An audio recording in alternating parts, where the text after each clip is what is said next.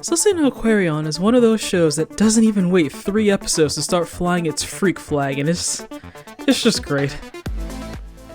Meet Apollo, Aquarion's hot-headed, animalistic MC who's fine to punch all his problems away. And Tolma, an intense shadow angel from his past who completely ignored Apollo's "I think we should see other people" text. I'm Green Tea Gal, and this is the romantic subtext of Sustained Aquarion, War Boys edition. Aquarion is set in a post-apocalyptic Earth that's protected by Diva, an elite group trained specifically to kill angels. Since it's anime, their ranks include hormonal teenagers with attitude, each with a special quasi-divine power that sets them apart from your standard mecha military, a power MC Apollo just happens to have. And like all MCs, when his destiny arrives, it's the best and worst thing that ever happened to him. Wait, let's back it up a bit. The story actually begins and is interwoven with a chummy man's best friend style bromance between Apollo and his handler Baron. Their relationship goes way back to when they were kids, starving in a cold internment camp. Baron befriended the then nameless orphan and gave him his own food, saving Apollo's life in the process. They became inseparable after that, stealing what they need to survive and always on the run. After seeing Apollo's abnormally high body temperature firsthand, it's Baron that names him after the sun god. Apollo! But since we can't have nice things, Apollo's destiny / prophecy yada yada shows up in the form of join the army or else, disrupting the peaceful scavenger thug life he'd been enjoying.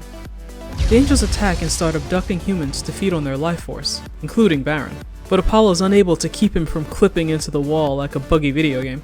In his desperation, Apollo's dormant ancient mech power is activated. No! And because anime, the only way to get Baron back is to get in the robot. Even when Apollo's not straight up stealing ships to go look for him, he only has a slim chance of saving Baron in episode 13. Baron! But in saving him, Apollo destroyed the protective force field, dooming the remaining humans in the process. Leave me there! I could never leave you! You're my friend! Don't you get it? You're all I have in this world. Even with special powers and a weapon of mass destruction, Apollo can't keep Baron from falling victim to the plot. I can't believe you did all this just for me. And after all that, he's caught in an explosion and Apollo is not okay. Now he's haunted by Baron's untimely death and his inability to rescue him. Apollo pines for him and clings desperately to anything that reminds him of him. Baron's absence triggers some serious PTSD and an eating disorder. He's always on Apollo's mind now for the show's entire runtime. Baron, it's always Baron with you. Wanting to avenge his friend and with nothing else to lose, Apollo is forcibly drafted into the Angel Fighting Force, a role he was literally born to play. Remember who you are. Apollo is actually the reincarnation of fallen angel Apollonius, who battled against and then for Earth many millennia ago, and the activation of his angelic mech driving powers that were actually roused sleepyhead Toma from his 12,000-year slumber. Talk about a power nap. It's just as well he woke up because the two of them have unfinished business. Apollo or Solar Wing and Toma the Dark Beast were once an item and they're finally reunited in episode 2. Toma force apparates to Earth to pay Apollo a beating, as Toma won't rest until he unlocks his light powers. Amnesia or not, Apollo must at least have some clue what they were to each other. It's him. It has to be. Because he spends the next few minutes just panting. Toma jogs his memory by not taking no for an answer and forcing his, darkness inside of him. Clearly he's not into this not at all subtle grape metaphor. Take your rightful place by my side, my beloved. But like many BL-ish anime, a pretty man initiating a traumatic awakening does the trick. Yes, that's it. Toxic ex-boyfriends aside, you kinda gotta admire the balls on this show to just lay it out there 2 episodes in. Purest light. The light I once loved. Subtext isn't even the right word anymore. Toma f***ing with Apollo from afar is just the plot now. Where other anime studios will usually try to disguise their BL under layers of metaphor, Studio Sate-Light anime tend to wear their gay subplots on their sleeves. See also the overall romantic tone of Gwen Saga, and what I've already renamed Ass Fleet, which I've already featured on this channel. The show never shies away from the fact that strong emotions and sexual frustration are the key to their greatest tactical asset, merging. They don't just Voltron their mechs together. The cast meld mind, body, and spirit as they weaponize their own libido to fight. It's buddy complex without the safe word, it's darling in the Franks, but everyone gets a hashtag happy ending. This feeling though, it's like I'm deep inside of you. And all the pretense that this isn't just a candy-colored threesome is thrown out the window. Aquarion makes it crystal clear that mecha merging is like sex for them, with special emphasis placed on the character's first time.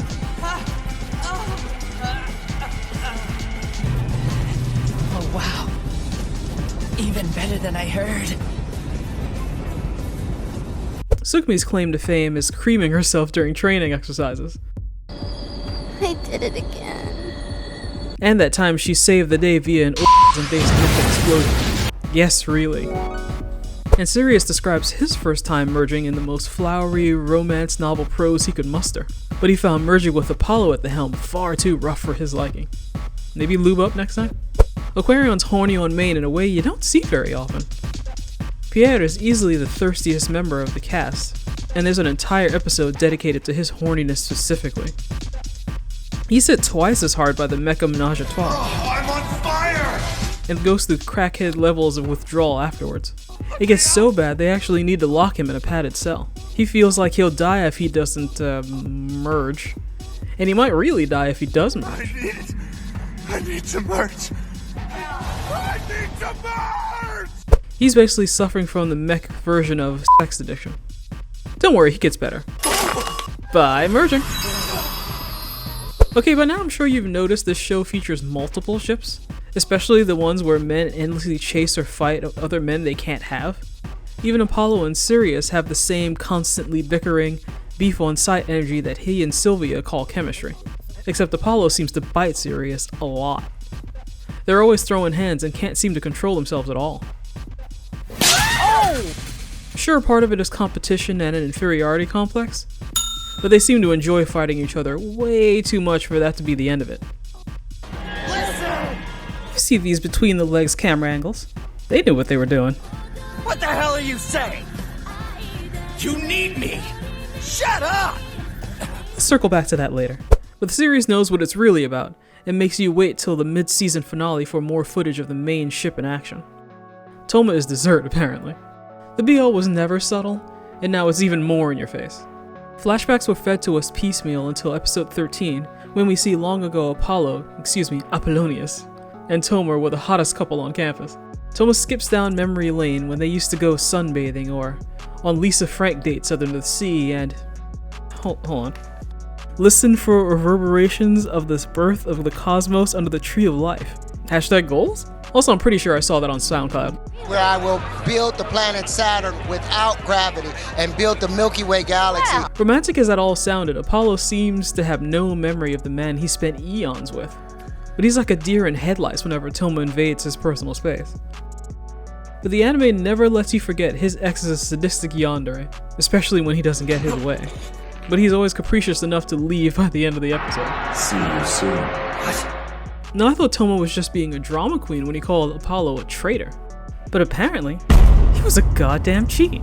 It's not even that Apollo didn't love Toma anymore. I'm pretty sure he couldn't get down with being the smiting Old Testament angel that slaughtered sinners anymore after meeting Selene. Or he was sick of bottoming for Toma. The truth is lost to time. Either way, you can see why Toma can't quite let either version of Apollo go. The angels were always a plague on mankind, but you could argue the entire conflict is kicked off because Toma got cucked. Why? You love her that much? That much? He literally spends the whole series just harassing Apollo one angel mech fight at a time, even using his precious Baron against him in episode 13 and scarring him for life. What's really wild is that all 4 BL subplots have to be pushed aside to make room for the hetero ship. The show does that thing where it physically forces Apollo and Sylvia together, with that tired, constantly squabbling cliches. You know, the way real people do. Every now and then the show can manage a flicker of genuine chemistry between them, due mainly to Sylvia being the reincarnation and descendant of Selene, the human woman Apollonius cheated on Toma with ages ago.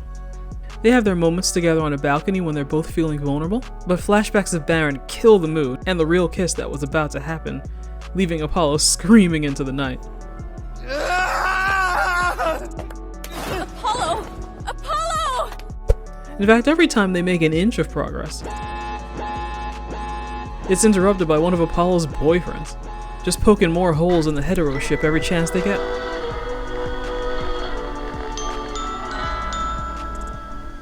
As much as the show tries to push it to the side, the BL refuses to be silenced. Towards the end of the season, the show finally pays off the Toma Sirius ship that had been quietly sailing in the background. Toma kept sliding into Sirius's DMs and playing on his insecurities about being half angel, whispering sweet nothings in his ear and reaching through roses and dreams to beckon him. Flowers, of course, being anime's favorite visual metaphor for a butthole being spread when shown in the right context. Sirius is so thoroughly charmed by him, eventually he's lured to the dark side and actually leaves Earth to be with him. In full disclosure, this might be my favorite plot twist ever. So they were your hands I saw reaching for me, pulling me to this place.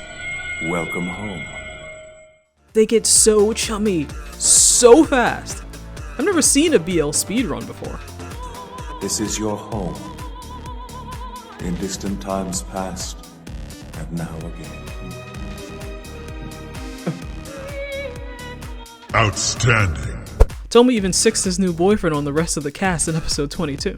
But like a candle lit from both ends, this torrid romance was not meant to last. Toma is still a jilted lover after all, and was just using Sirius to create another opportunity to harass Apollo. Toma's gonna make him remember their time together, which honestly doesn't seem like it should be necessary. They would have spent thousands, if not hundreds of thousands of years together, versus the decades he could have been with Selene. Anyway, after some unpleasantness in episode 20, the last angel child is killed. So Toma's new plan is to hopefully create new angel kin with a tree of life, using humans as fertilizer, of course. But the only way to do that is if Apollo can unlock his full power, using his divine light to finish the job.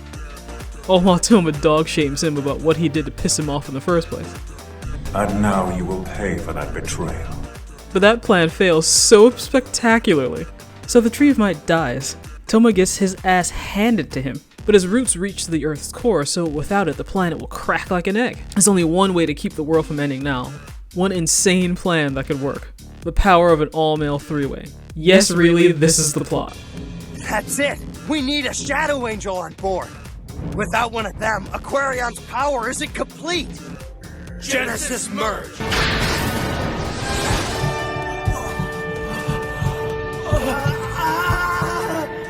It's never been like this. It's complete. It feels like... And wouldn't you know it, they're stronger than they've ever been together. Saving the day by literally pulling the planet back together after a quick assist from Sylvia. As if the show was trying to undo, well, all of this. Apollo and Sylvia only now kiss for realsies in a series this horny. How it could still struggle to make them look like a real couple is astounding to me. Yet we're supposed to ignore that Sirius is also Apollo's reincarnated lover. Selene's soul split in two between the siblings, and frankly, it explains a lot. This is ridiculous! I can't be her! Sorry, you that bitch now, learn to live with it. Normally in low-key BL narratives, defeating the gay-coded villain represents the MC beating his own gay urges or past, but Aquarion goes in the opposite direction. Both Apollonius and Apollo vanish fighting with Toma, leaving Sylvia alone in two different lifetimes. Instead of, say, living happily ever after with her, Apollo is essentially buried with his two ex-lovers, making their H0RO ship have to wait another 12,000 years before it can sail again. Not unlike the Star Driver movie that tried to make up for its serious, quietly gay ending, the sequels are all revisionist history. Aquarion's OVAs tell a similar story, but with many BL plot points conspicuously removed. OVA Toma is suddenly way more into his angel waifu, and the plot does everything it can to have him deal exclusively with female characters. So Toma tries to lure Sylvia and Reika instead of, say, Sirius, who's just killed off screen. Apollo is like Pocahontas now, and there's no Baron for him to save or pine after. So 20 minutes in and 3 of the 4 romantic subplots are gone. The scene by the lake where Baron gave Apollo his name is retconned into rom-com fodder.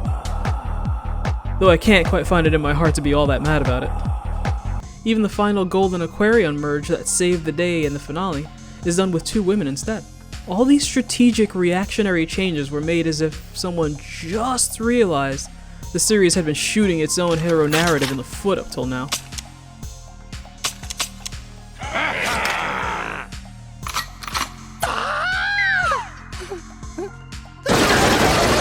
But this franchise can't shake all the BL, and couldn't resist the urge to throw in some Mpreg.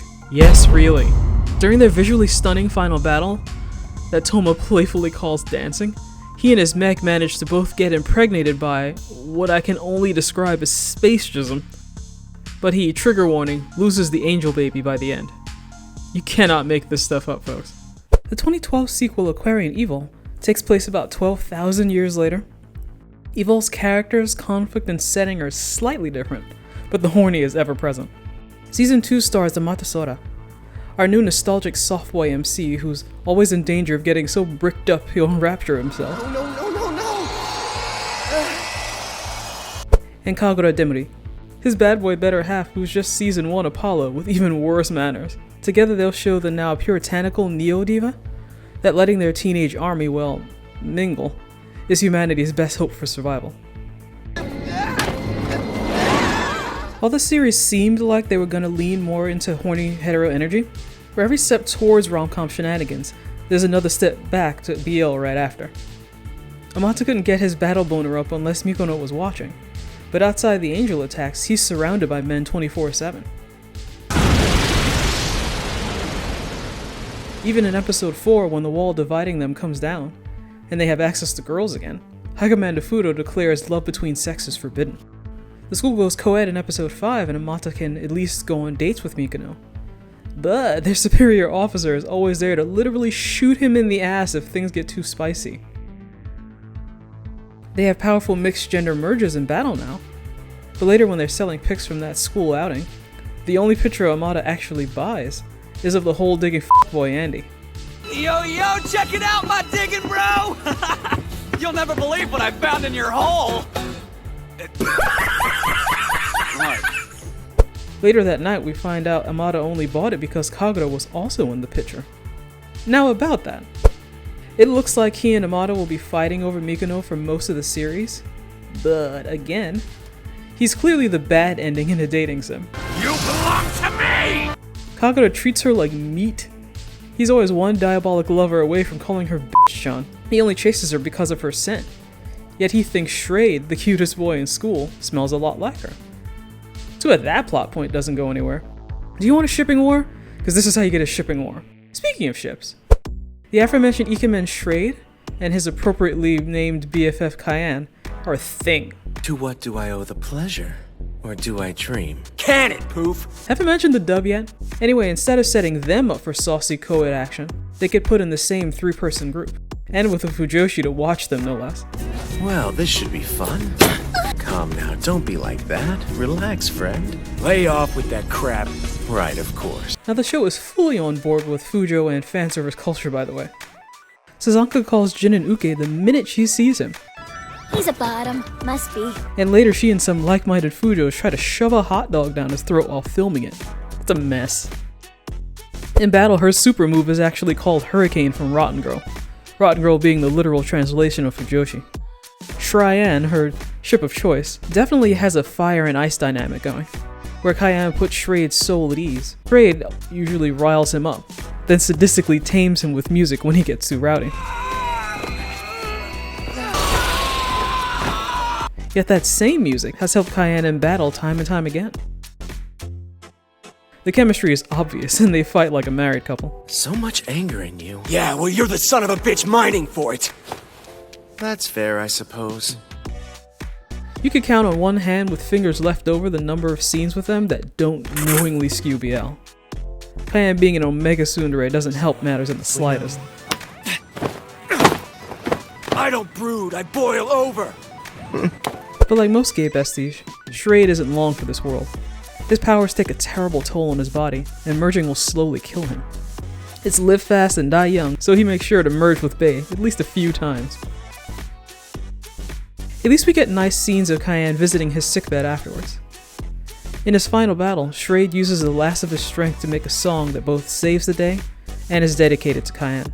who never sees his final moments, but somehow knows he's gone. Honestly, I could make a whole video just about the two of them. They're that shippable. As far as I'm concerned, this pairing was added just for me. In episode 19, we learned that on Kagura's planet Altair, most women have died, and those that didn't turned into men. Which opens up a whole can of worms when Mix, their bossy classmate, gets abducted and spends a week there. Andy is caught between a rock and a hard dick when he wrestles with the idea of, can I still love her if she's a boy now?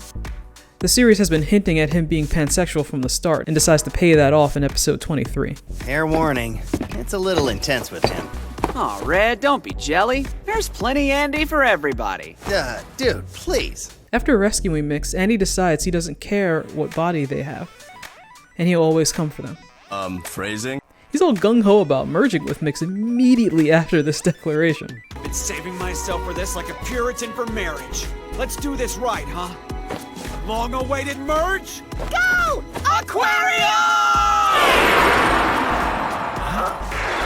But they get pulled out of the ship in blue ball before it can happen. Once the anime has given everyone their court-mandated screen time, Toma gets back on his bullshit and turns his sights to Amada. Never say die when it comes to angels, as Toma's thirsty ass has survived season 1, and he's back as Mikage now. He's every bit as sadistic as before, but somehow even more of a freak.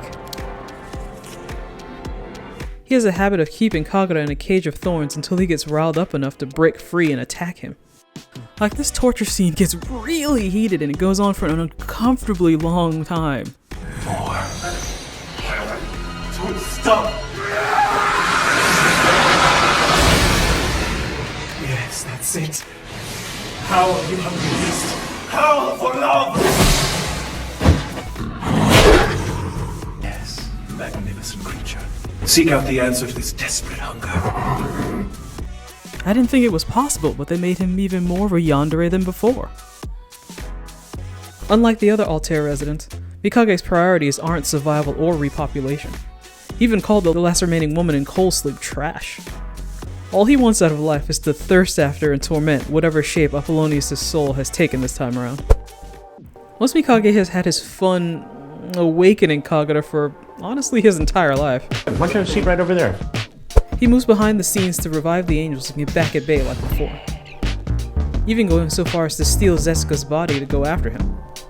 Just in case anyone forgot merging is sexual, they make sure Mikage comes across like a complete predator when he takes Zesca and Mikono's mechs by force while they're unconscious to form the Violation merge.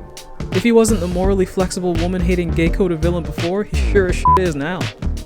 But TLDR, Mikage, no, Toma, never ever ever got over Apollonius breaking off their engagement. Thy life destroy. To kill you 1,000,000 times will not save me. And as always, this anime reveals itself to be a glorified jilted lover's quarrel. Hell hath no fury like a yandere scorn. While not justifying his behavior, it's super refreshing that the show fully acknowledges that Toma was treated like shit and is just lashing out over a broken heart. Mikono even looks right into the camera and tells the audience she stole his man and that he loved Apollonius so much that it drove you to madness. Everything you cared about was from him, the one you lived for. Your soulmate abandoned you. Which means, realistically, Toma would keep hounding him until the heat death of the universe. So I'm guessing writers figured out the only way to break the cycle of violence is to give Toma a win. Despite his many atrocities, Toma's ghost actually gets a happy ending. After he gets his ass beat literally by the power of love, he's booted from the Aquarion Dark.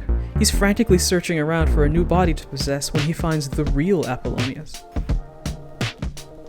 He's been hiding under our noses in the form of High Commander Kudo the whole time. Seems legit. I prefer the real Raven. I said the real Raven. Oh, hey. Perfection. And believe it or not, they get back together. Do not submit to me! Let it be done. Take your place in my heart again. We shall watch over this eon together, as we did in the first days.